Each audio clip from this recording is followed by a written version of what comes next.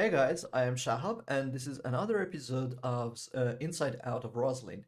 In this episode, we want to take a look into code fix providers as a complement for the code analyzers that we have already written. So let's dig into it. As you remember from the previous episode, we created a semantic analyzer that reporting some diagnostics if we have a misuse of the maybe type in here. So if we have a throw statements like this, and the method is returning type maybe of something, then we have these red squiggles in here.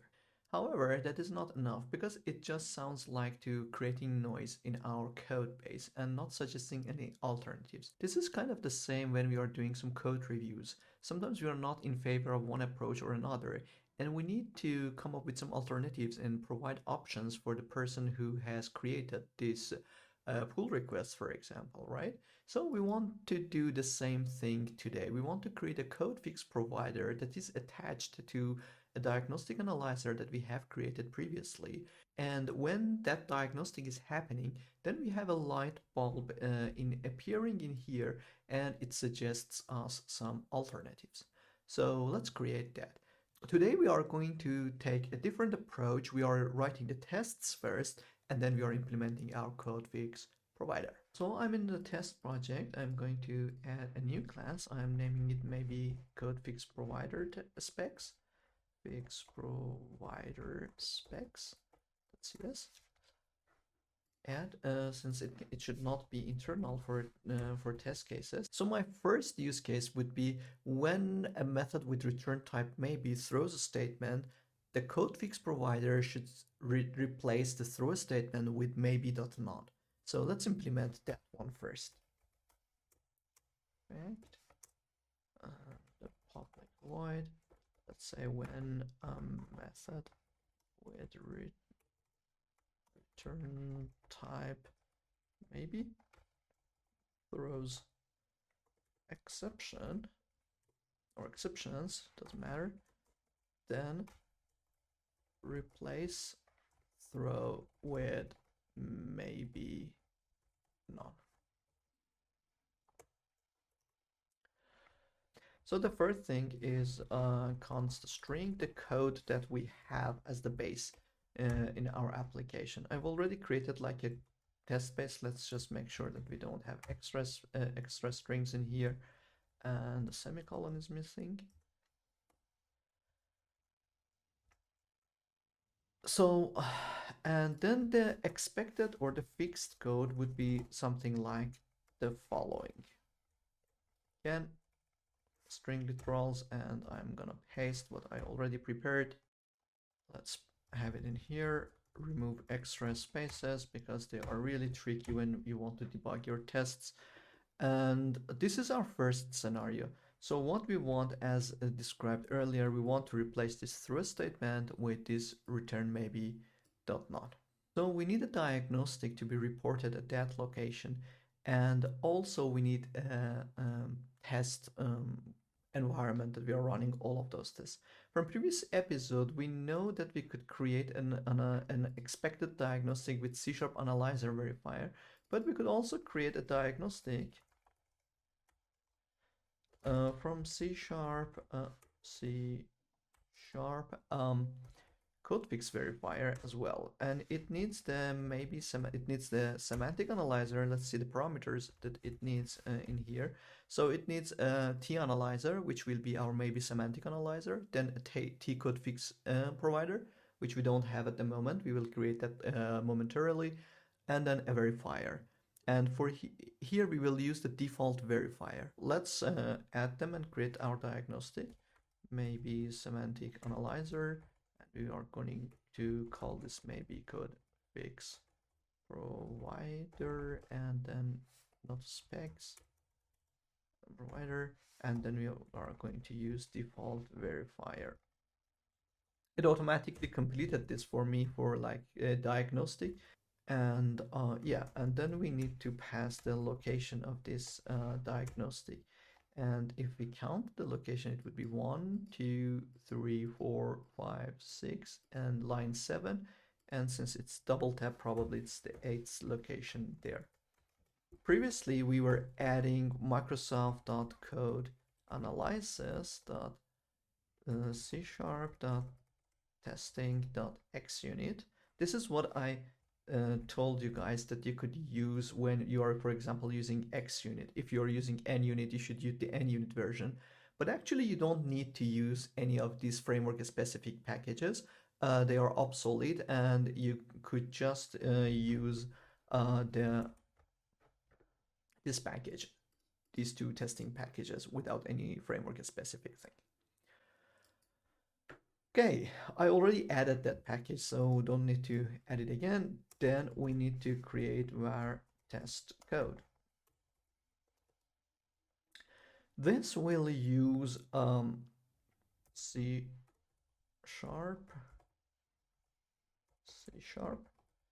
codefix test. And here also we need to pass all of those three parameters. So maybe semantic analyzer, maybe codefix provider, and default verifier, right? The whole thing is that we need to new it in here, instantiate it. We need to create our test state.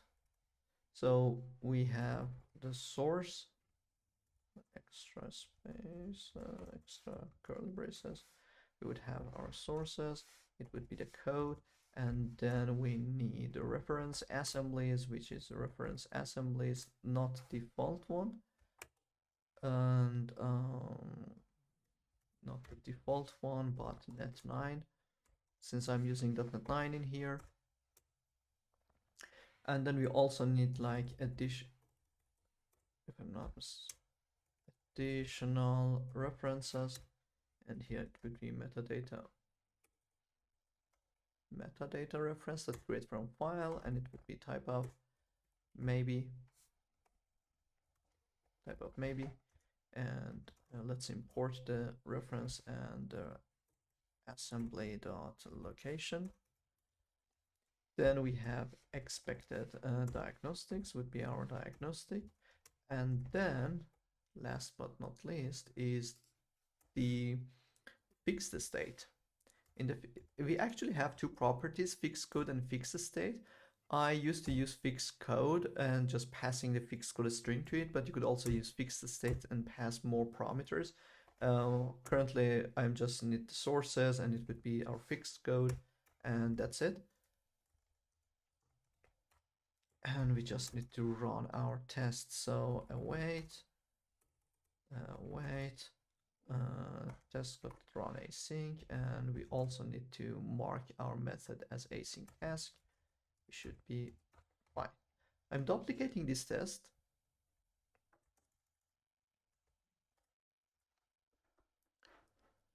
The next test I would like to write is removing the namespaces from here, like not using a fully qualified namespace, and include it in the using statement. So I'm adding them in here, and we expect the codefix provider also not to include them in here if the using statement is already imported, or the using directive, sorry.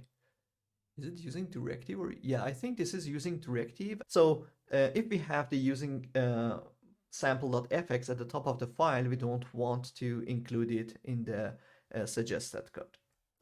So let's say using sample.fx, and we could just remove it from here as well, and also using sample.fx there and removing it from in here and in here as well. So these are our tests. Obvious, oh, we need to rename this one, maybe something like that. And we cannot run the tests, obviously, because the application will not be compiled. We don't have the maybe code fix provider. Let's create that. So in the analyzer project, I'm adding a new class. We call it maybe code fix provider. Let's add it. Could mark it as public.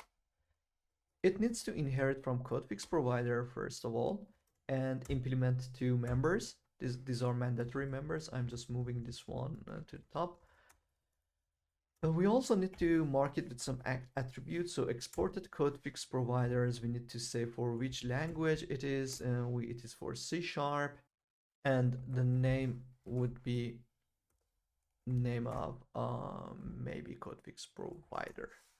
Also, we need to add the shared attribute, the same as, do I have, I need an extra parenthesis, and the shared attribute, the same as the code analyzers.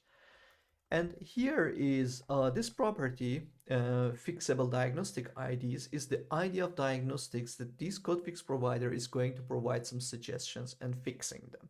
So let's just pass an array in here, and it would be just our maybe semantic analyzer diagnostic ID. It just provides for one.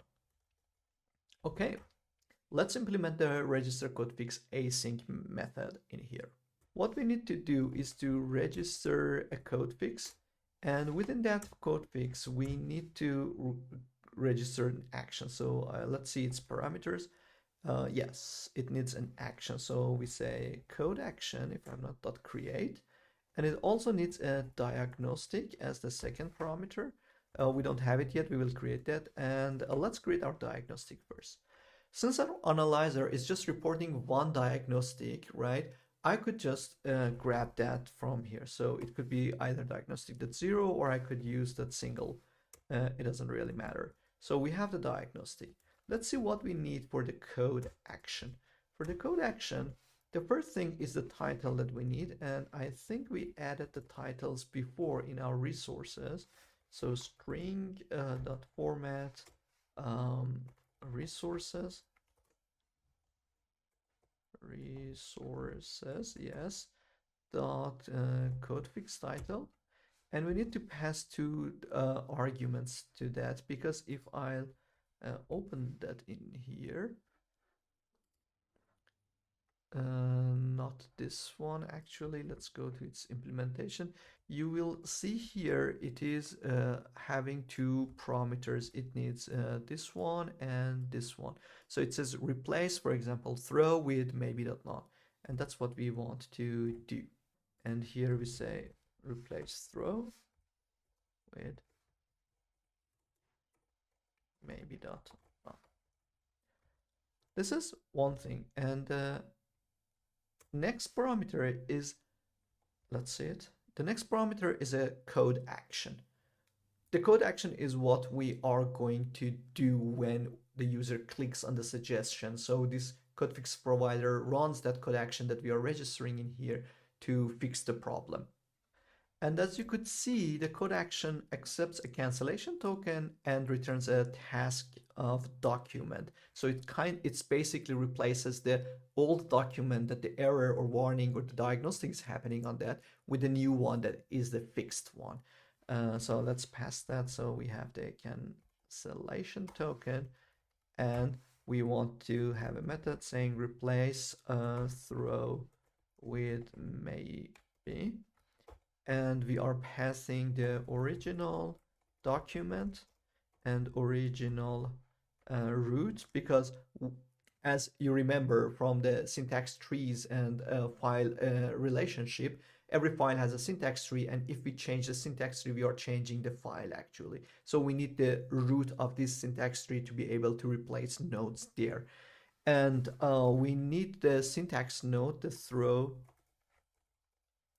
syntax node, and then we are passing the cancellation token. So I'm missing a comma there and then another comma here, and then the equivalence key or something like that. Am I missing some parameters or something? Would be name of the resource as dot fix title. So we need a couple of arguments here that we are missing. So let's get the document, the syntax root, and the statement there. So where original document would be context of document, and where original root would be get root async, and we don't want the result. We actually want to configure await false, and we want to await that. To be able to do that, we need to mark the method as async. And To get the node, as it is also suggesting me, we need to find the node in this tree that we have. And we could find it by giving the root of this tree the location that this diagnostic has happened. And it is actually possible to achieve that with the location that it happened and the source span, which is of type text span. And since we know the original root is not null in here, we're just going to tell the compiler it's fine. Don't worry about it. So let's mark it like that. And we have our node in here. To get the required metadata, we need to convert this throw syntax node from syntax node to the actual type behind the scenes. So let's say if throw syntax node is not a throw statement syntax, let's import that as well, and we call it throw syntax node, right? And I'm just gonna replace that with syntax node, and this should be also syntax node in here. If it is not that, then return, because it's not what we are looking for. If it is, then we are going to have some, we need it in here. Let's create our method, the action that we want to execute, this one. So private static, I mean, it puts everything there for us. This is the beauty of the AI in these days. Oh, why is it complaining about here? Oh, I think that's because, yes, of course, this is wrong. It should be an arrow function.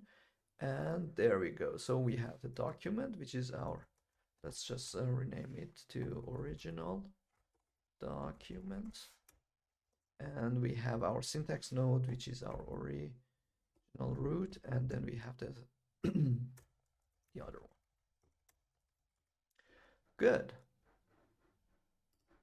Oh, this is also complaining because it should be like this.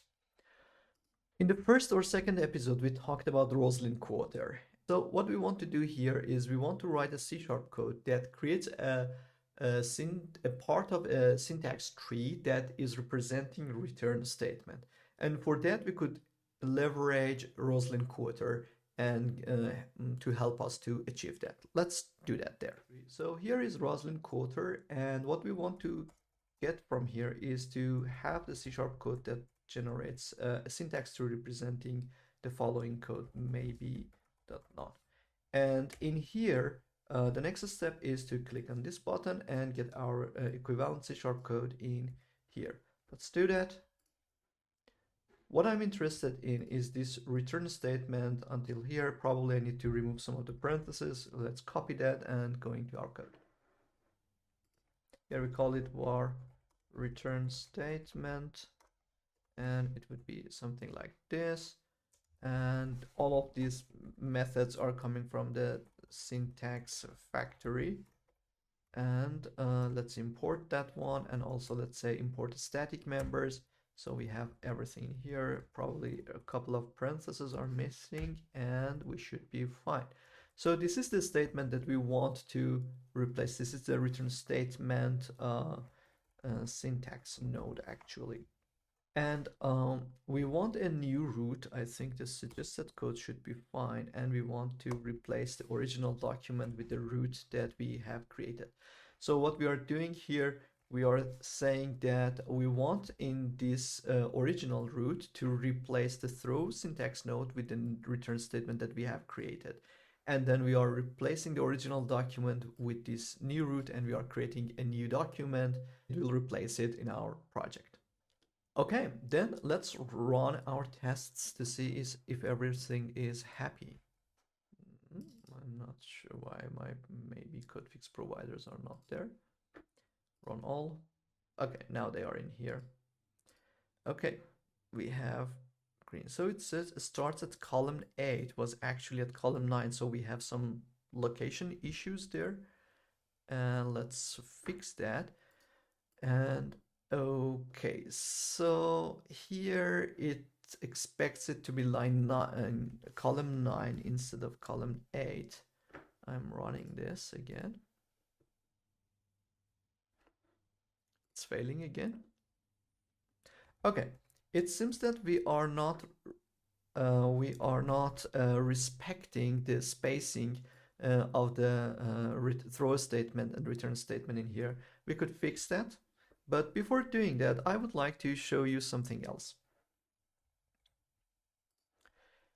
Here I had to change the column and line, and if I change this code, I don't know, having another space in here or something like that, it would be uh, again, I need to go and fix that. There's a way to overcome this issue, and it is called markup syntax in how we detect the location of diagnostics. How it works is that at the location that I want the diagnostic to be detected, I'm writing a markup kind of thing. So it start with this, and then we are assigning a number to it, and we are putting a colon. And since our diagnostic is going to be covering the whole through statement, that means that my markup should end at here. And that's what we are going to do now. So let's go in here, and this is how we are ending this. And the only thing that we need to do is to remember this number that we put in here and replace these coordinates with just that number. You know what I'm saying? I expect it to be 0. I expect it to be at the location 0. Let's run this one. So that is fixed, but this is still there because we didn't touch that. So my bad. Let's go to our code fix provider. And here, this is our return statement node, and we want it to have the same spacing before and after of it as the spacing of the throw statement. So I'm saying with trivia from, you could say without trivia or with leading trivia, with trailing trivia, but I'm just saying with trivia, and I'm passing this through a syntax node, and now our tests should be green. Let's run it again. Run both of them. The second one will probably fail because we haven't implemented that, but the first one is passing. So let's go for the second one. For the second one, we need to detect whether there is a using directive at the top of the file or not, and then just generate a different return statement. Now back to the Roslyn coder, we want a return statement without the namespaces in here. So let's remove the namespaces, get the new code, and I don't want the return statement anymore. I'm just interested in this part that generates the maybe.none with the semicolon there for us. So let's grab this one. I'm copying this, and yeah, let's go back to the code. Let's go to our fix provider, and let's go in here. And here I'm saying I'm giving, I don't know, just class, and it would be this one, a couple of extra parentheses. And then I'm going to extract this part, which is the fully qualified one. Let's call it like with fully qualified name. Another extra one. What I need to do is in here, I could say namespace imported, having a Boolean variable. And if the namespace is imported, then use just class. Otherwise, then with qualified name. And there might be something wrong in here, but let's figure it out later. Typo. To check whether the namespace is imported or not, namespace imported, we need to check it with the original root and its descendant nodes of type using directive syntax, and then if any of them having sample.fx in there. And I think we're missing some parentheses or something like that. Let's put it in here. Yes. And now we need to run our tests, and hopefully they are both passing. Okay, what's the issue in here? Okay, the same issue. So it's expected to be at the line 7, but it's on line 8. Let's change that test as well to use the markup syntax in here. We say pipe, and this is actually the number that we are putting there. So this time I'm just putting 1 to show that it doesn't matter. It shouldn't be exactly 0 always. And here I'm referring to 1. And then let's run all the tests again. We don't have any spacing issues, then yeah, both of them are passing. So we are so far so good.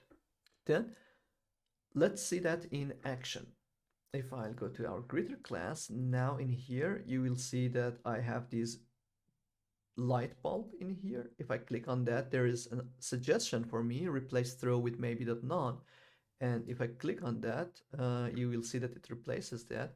I mean, even though we have the namespace, it's showing that maybe it's a build issue. Just let me build our project, advanced build, rebuild selected project here. Let's undo this. Let's try again. Yeah, now it works. And if now I'm removing this namespace, I mean, since the test is green, I expect that it works, but just to see it in action. Yes, here Alt-Enter, replace, and the namespace is also included. It's fully functional now. A couple of things left that I really like to mention. If we go to our maybe code fix provider, this is saying we don't have any async operation, which is correct.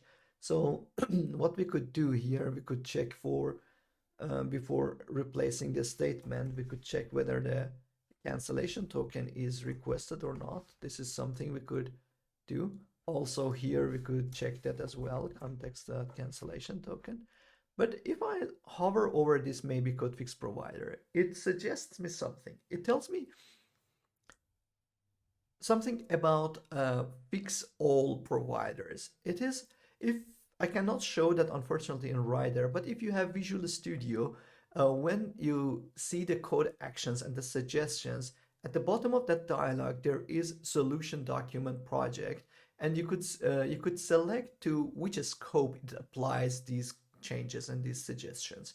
And this is coming with this fix all provider. So if I do the Alt-Enter and get it, I think it just adds it at the bottom. And it gives me the batch fixer. If I choose the batch fixer, I will see those options and it will apply it in different, in the whole solution or project or the document. If I don't want that functionality, I could just return null. But since I would suggest to have it, why not? Then we could, oopsie, we could do that like this. This is one thing that I wanted to mention. The other thing is now if I go to my maybe semantic analyzer, there's also a warning in here. Warning is mentioning that the analyzer should not be implemented in an assembly containing a reference to Microsoft.codeanalysis.workspaces. If I go to my C# project, we do have a reference to such assembly, and that's this one. And it is needed for the code fix providers. So it is recommended that we are not putting code analyzers and code fix providers into the same project. And if we want to ship them together, then we could create like a meta NuGet package that we put them there and we ship them. But to implement them, it is best not to put them into the same project. This is how we could create code fix providers and attach them to diagnostic analyzers that we have created to create a more productive environment for our developers. However, there is a chance that the developer could silence our code analyzers, or could they? We will discuss that in the next episode. Thanks for watching. As always, enjoy coding and devam etmeye.